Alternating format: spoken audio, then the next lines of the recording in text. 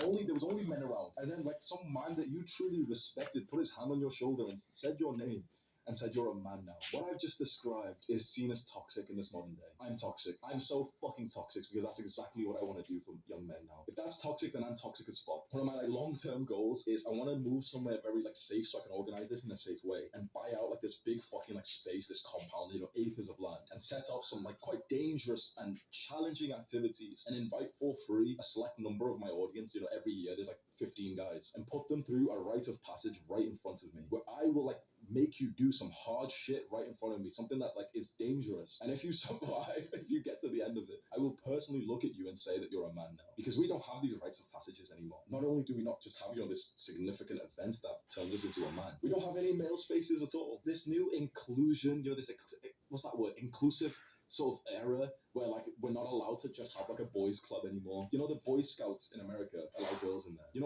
Male sport teams are getting pressured to allow women in them because you can't just have a space with just guys. That's toxic. So what was once this core strong group, multiple groups all around the world that was just full of men actually being men together with a sense of competition and our male masculine values, it's being destroyed and took away from us. Bro, this shit pisses me off, honestly. Do you know how many female homeless shelters there are? Lots and lots and lots. It's actually becoming like an issue in America where a lot of male homeless shelters who act like it is voluntarily, they act like, I don't care about getting girls.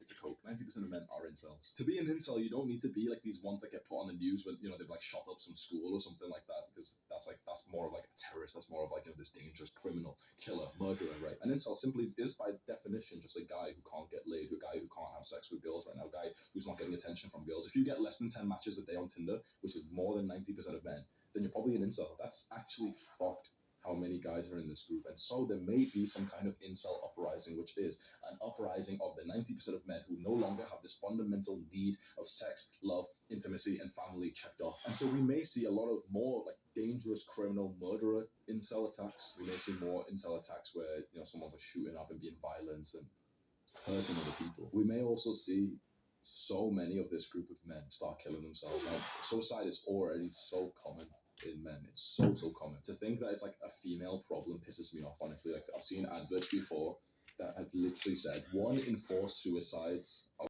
as good of a partner to you as a younger woman would be. And there's multiple reasons for this. One is that men very much appreciate beauty and, very much value attractiveness in women. Women still value attractiveness, but nowhere near as much as men do.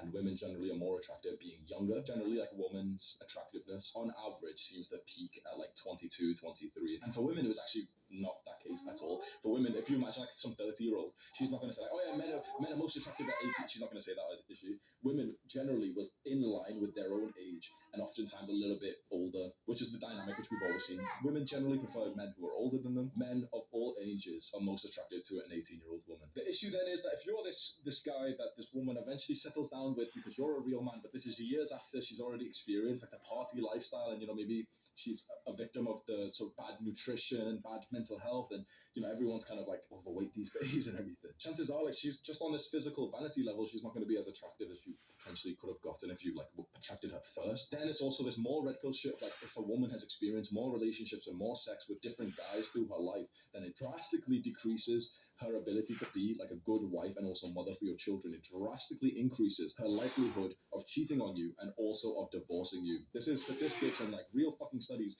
that people don't want us to talk about because it's so horrible, it's so toxic, it's so like misogynist and stuff. But on average, her likelihood to cheat on you is increased by 7 to 11% per guy that she has slept with before you. A lot of women, when I looked at this online and there was like articles and Reddit posts and everything,